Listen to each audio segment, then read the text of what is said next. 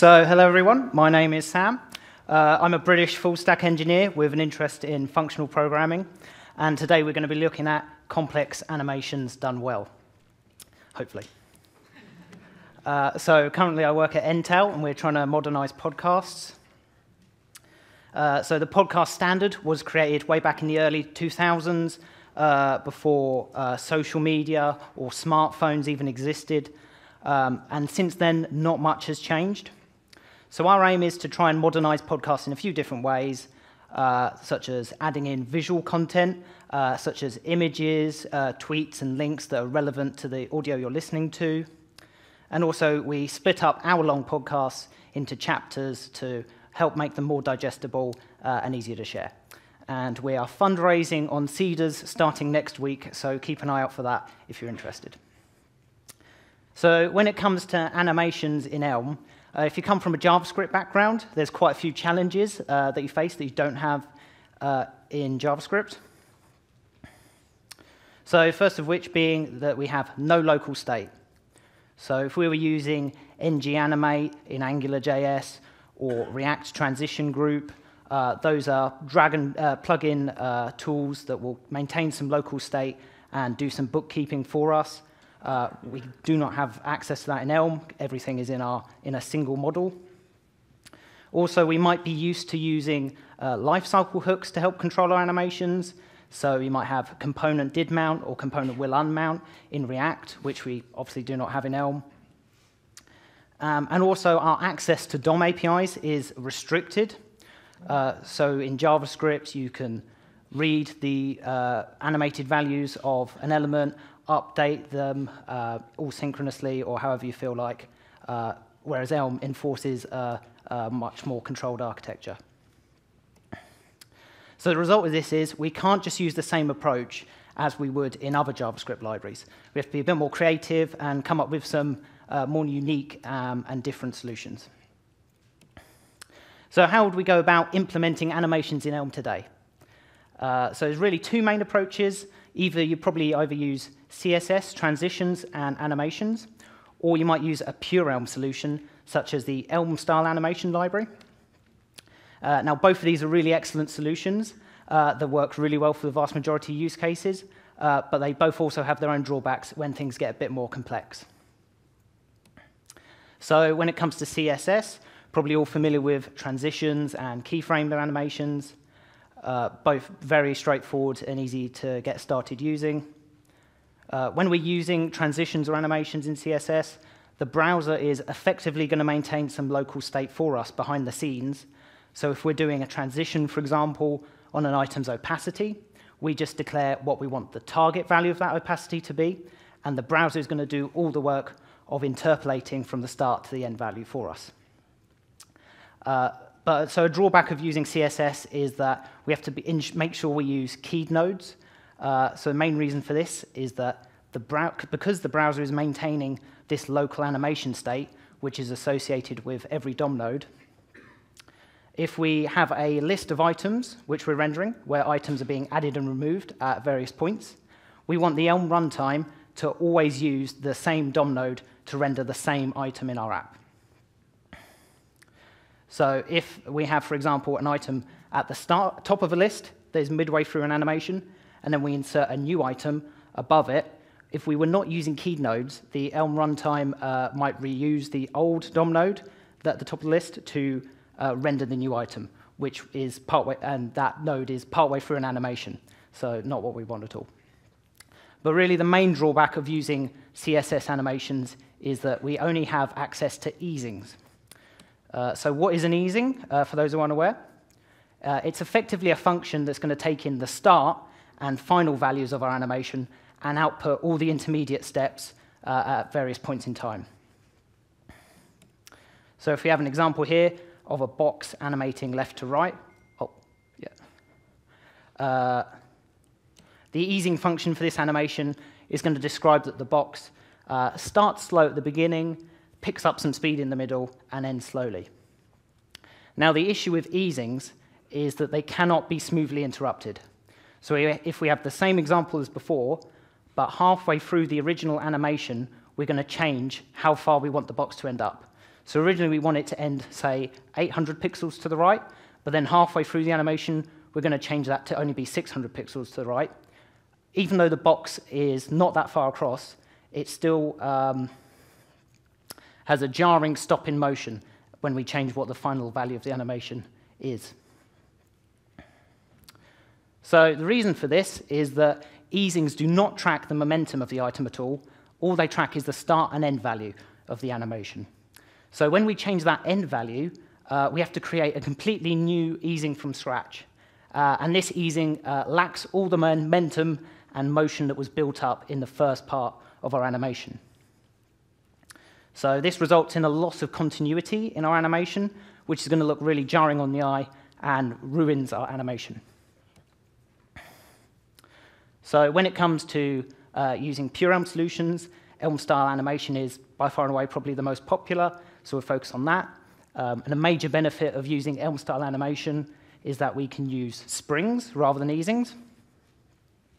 But it does have the drawback that we have to manually orchestrate the animations in irrelevant parts of our update function. So it's no longer declarative like CSS, and this can be a bit error-prone. So if we're adding a lot of messages and we have to match on in our update function, if we ever forget to update the styles in one of those cases, we might introduce some bugs. And finally, a major issue of both CSS and pure Elm solutions is that when we're implementing exit animations, whilst the deleted item is being animated out for the duration of the exit animation, we have to keep it in the DOM, so we have to stay in the model. So the reason for this is the item has to be in the UI for the duration of the animation. To be in the UI, we have to render it in the view. To be in the view, it has to be in the model. And this is going to complicate our business logic. So if, for example, here we have a list of items that we're going to periodically save to the server or save to storage, we don't want to save deleted items to the server, so what we're going to do is filter out all the deleted items, and then we're complicating our business logic with animation concerns. So really, the root of this issue, the root of this issue is that our business and animation logic are tightly coupled together, and ideally, adding in animations like exit animations wouldn't require any changes to our business logic whatsoever. So how can we separate out our animation and business logic? So first step is we can have two separate states for every item. So if we have, first, we might call the true state of the item, and this represents the most up-to-date state of that item at any given moment. And because this is the most up-to-date state, all user actions are going to be applied to this state. So here we have a record representing a guy called Bob. If we change his name or add in a new person, all these operations will be applied to the true state.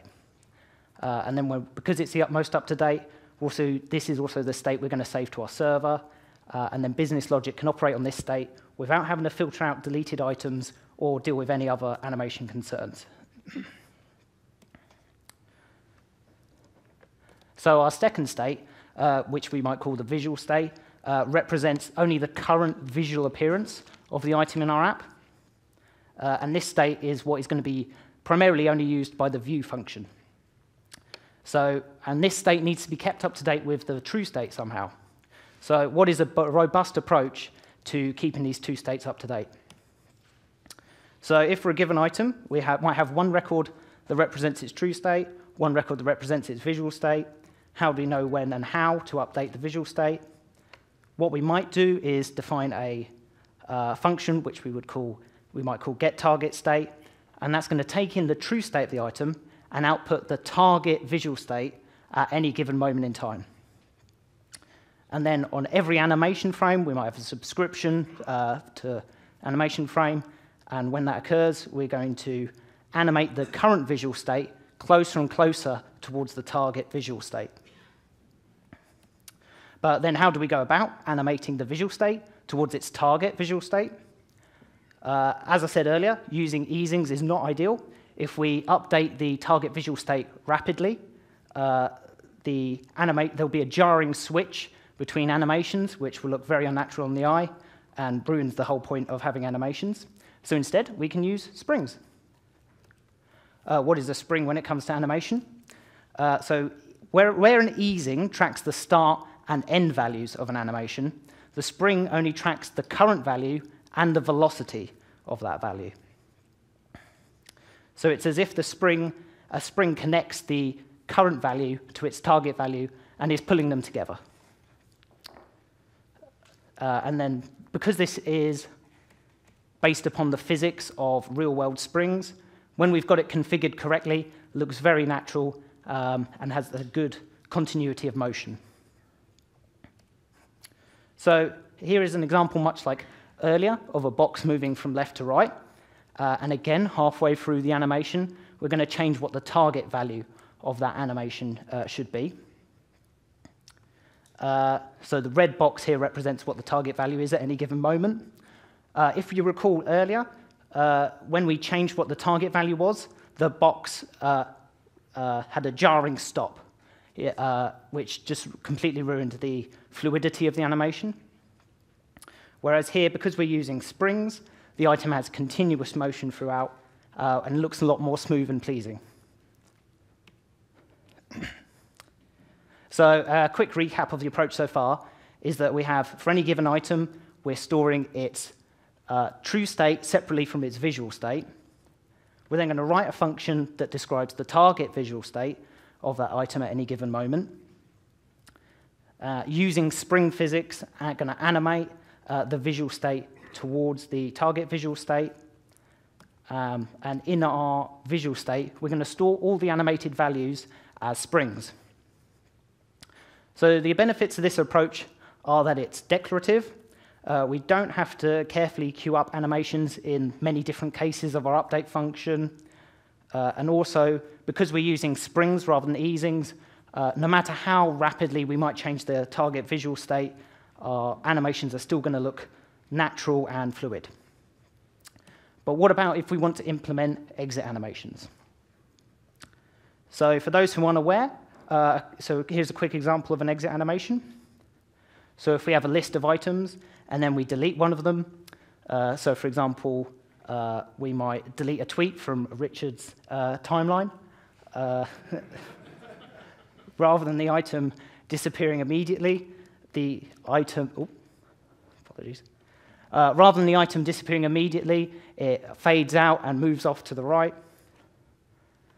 But as I said earlier, usually we'd have to keep the item in the model to still be rendered, and that's going to complicate our business logic. But however, what we said so far is that we're separating out our true and visual states.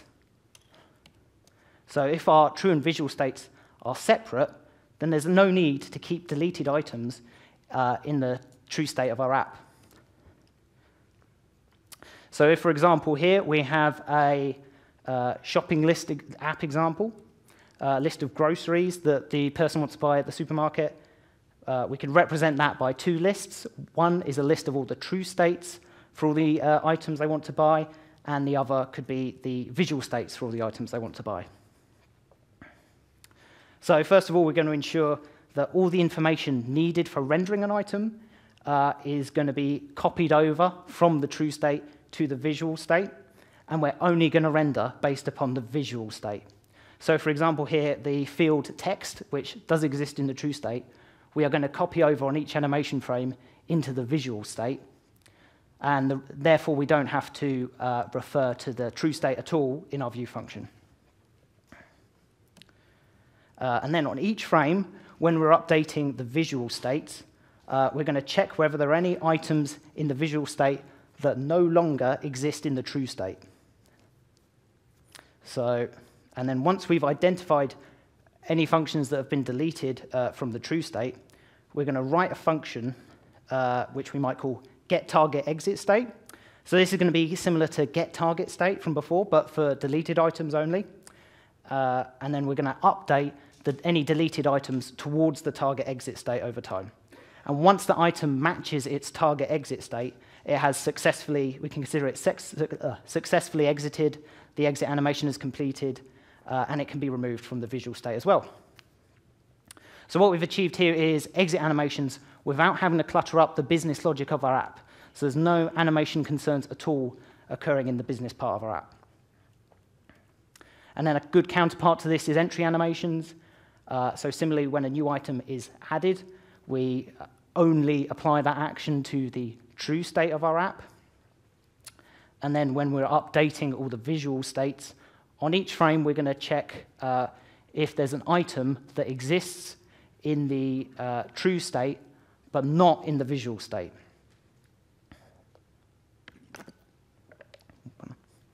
And then we're going to have another function which we might call getEntryState.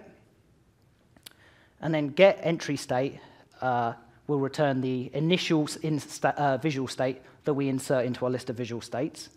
But crucially, getEntryState and getTargetVisualState can return different values. So the difference between this initial entry state and the target visual state is what's going to be the driver of our and the source of our entry animation. So for example here, the item is inserted with opacity 0, so it's fully faded out, whereas the target visual state will return a value with opacity 1, fully faded in. So our item is going to be inserted, faded out, and then it fade in over time. There is currently a big limitation when implementing entry animations in Elm. That's probably worth being aware of and having people investigate good solutions to. So if we have a list of items already rendered, and then we want to insert a new item smoothly where it pushes down the items beneath it, what we could do is simply animate the height property of that item, but that's going to be very inefficient. The reason for this being that the browser has to recalculate the layout of the page on every frame, which is very expensive and is probably going to result in drop frames on mobile devices. So instead, what we want to do is restrict ourselves to only using the transform property for our animation, because the transform property does not affect layout at all. So how would we implement it in vanilla JavaScript using just transforms? So what we could do is insert the item into the list and render the final layout of the page. But synchronously, we're going to measure the size of the element in its final state and immediately apply styles to it to scale it to size 0 and translate the items beneath it upwards by the same amount as the height of the entered item. But unfortunately, you can't do that in Elm today. So what we can do, what we might want to do, is measure the size of elements with the new getElement function added in 0.19. But this is asynchronous because it's impure. So in order to use getElement, we have to render the element in its final state for at least one frame, which is going to completely ruin our entry animation. And that's a limitation which we don't have in JavaScript, where we can update and measure from the DOM synchronously. So what are the possible solutions to this? We might think, in an ideal world, could getElement be pure? The view function is pure, and getElement is just reading from the output of the view function. The answer is no. So an element's layout also depends on things like the size of the browser window and what resources have been loaded in. So the return value of getElement could change even if the output of your view function does not. So another option might be to just always have fixed height elements and then make them expandable if there's variable length text in them, for example. So you might have a little read more, see more button. But then we're compromising on the user experience, which is not really ideal. Or we could use ports or web components, but again, it's a bit hacky. Ideally, we want to keep everything in Elm. So none of these are really great solutions. So I bring this up mainly so that people are aware of it, and have people discuss it, and hopefully explore some potential solutions going forward. So with our approach of separating out the true state and visual states of the items, what are the drawbacks and benefits of this approach? So compared to CSS and Elm-style animation, there's much more initial setup and boilerplate. So we have to set up all the code for animating the current visual state towards its target visual state. So CSS or Elm-style animation have a lot less initial setup and overhead, so they're probably going to be a lot better suited to simpler use cases where, for example, you don't have any exit animations.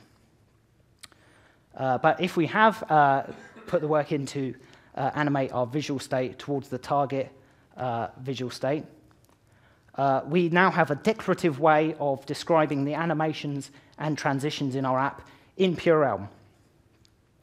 And because it's declarative, there's no chance of us forgetting to handle a case in our update function. So if we add a new message, which might require us to alter the animation state of an item, if we were to forget that, that would result in bugs in our app.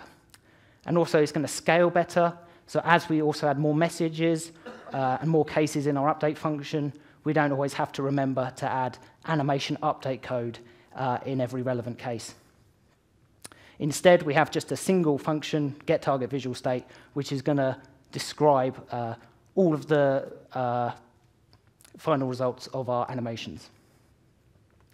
And finally, we've also managed to loosely couple our business and animation logic. So if we have a list of items, some of which might be deleted at any given minute, we don't have to remember to filter them out in every relevant situation, and we don't have any animation concerns polluting our business logic. So hopefully this talk, more than anything, will inspire people to try out different approaches to modeling animations in Elm, and help the Elm community to find some new and innovative solutions. So thank you to everyone who helped me create this talk. Thank you all for listening. If you have any questions, feel free to chat to me after.